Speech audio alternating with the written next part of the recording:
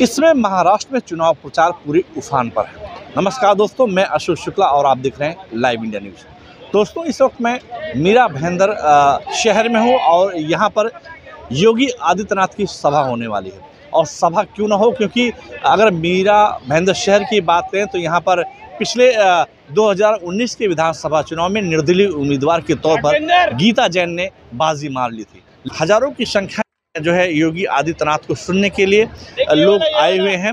और आए क्यों ना, क्योंकि अगर हम बात करें मीरा भाईंदर इस शहर की, तो इसमें 40% से ज़्यादा उत्तर भारतीय समाज यहाँ रहता है, जिसमें हर वर्ग है। यही वजह है कि उत्तर प्रदेश के मुख्यमंत्री योगी आदित्यनाथ को सुनने के लिए यहाँ पर हजारों की संख्या में वोटर्स दिखाई दे रहे हैं। हालांकि ये वोटर भीड़, ये जो भीड़ है वोटर में तब्दील होगी, ये तो कहना बहुत जल्दबाजी होगी। लेकिन 145 विधानसभा क्षेत्र से जो नरेंद्र मेहता मैदान में खड़े हैं, उनके समर्थन के लिए योगी आदित्यनाथ जी अपने स्लोगन कटेंगे तो बटेंगे को लेकर के यहाँ पर सभा को संबोधित करने वाले हैं। आप मेरे दोनों तरफ जो देख रहे हैं, हजारों की संख्या में जो है बीजेपी कार्यकर्ता यहाँ पर इकट्ठा नज़र आ रहे हैं। और क्योंकि यहाँ पर बेसिक समस्या पिछले कई सालों से पानी की रही है, ये वजह है कि पानी, सड़क जैसी बेसिक सुविधाओं को लेकर के नरेंद्र मेहता ने लोगों को आश्वासन दिया है कि अगर वो जीत करके सत्ता में आते हैं तो वो कहीं ना कहीं लोगों को ये सुविधाएं जरूर देंगे।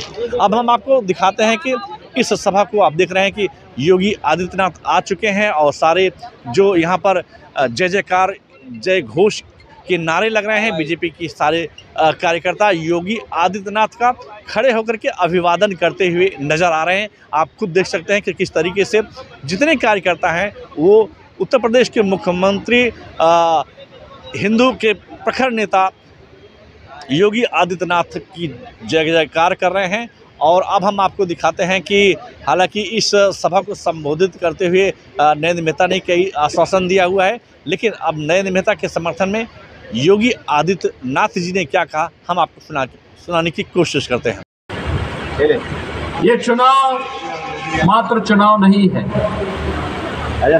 ये चुनाव हम सबके लिए इस राष्ट्र की अस्मिता और अस्तित्व को वैश्विक मंच पर पुनर्स्थापित करने के प्रधानमंत्री मोदी जी के अभियान के साथ हम सबके सहयोग की सहमति भी है। और इसीलिए मैं महाराष्ट्र की जनता जनार्दन से अपील करने के लिए आया हूं। हमने बदलते हुए भारत को देखा है पिछले 10 वर्ष के अंदर। प्रधानमंत्री मोदी जी के नेतृत्व में ये बदलता हुआ भारत जो अपने देश की सीमा की सुरक्षा करना जानता है। याद करिए 2014 के पहले के भारत में क्या होता था। 2014 के पहले के भारत में पाकिस्तान घुसपैठ करता था, आतंकी वारदात को अंजाम देता था, आवाज उठती थी। कांग्रेस नेतृत्व की सरकार कहती थी कि बोलिए मत, पाकिस्तान से संबंध खराब हो जाएंगे। 2014 का भारत आज वह किसी को छेड़ता नहीं, कोई छेड़ता है तो छोड़ता भी नहीं। आज तो भारत की सीमा सुरक्षित है, दुश्मन घुसपैठ नहीं कर पाता है, आतंकी वारदात को अंजाम नहीं दे पाता है, बल्कि एक और भारत अपने 80 करोड़ लोगों को फ्री में राशन की सुविधा का लाभ दे रहा है। और दूसरी तरफ पाकिस्तान 23 करोड़ की मात्र आबादी वहां अभी भूखों से मरने के लिए तड़प रही है। बहनों और भाइयों, देश के अंदर सुरक्षा का वातावरण है, आतंकवाद की जड़, कश्मीर की धारा 370 समाप्त हुई। कांग्रेस अभी फड़क रही है कि इसको फिर से लागू किया जाए, लेकिन प्रधानमंत्री मोदी जी ने कह दिया है कि कांग्रेस की 4 पुस्त भी कश्मीर में धारा 370 को फिर से लागू नहीं कर सकती। आज देश के अंदर वर्ल्ड क्लास इंफ्रास्ट्रक्चर बन रहा है, highway, railway, metro, IIT, IIM, AIIMS, one district one medical college, हर घर नल की योजना जैसी योजनाएं भी लागू हो रही हैं। तो गरीबों के कल्याण के लिए भी अनेक कार्यक्रम देश के अंदर चल रहे हैं। कांग्रेस को देश के अंदर सर्वाधिक समय तक शासन करने का अवसर मिला था। विकास, सुरक्षा, समृद्धि, सुशासन इसमें नहीं कर पाए। कम से कम अयोध्या में रामलला का मंदिर ही बना देते हैं, ये तो अभी नहीं कर पाए। जो कार्य कांग्रेस 65 वर्षों में नहीं कर पाई,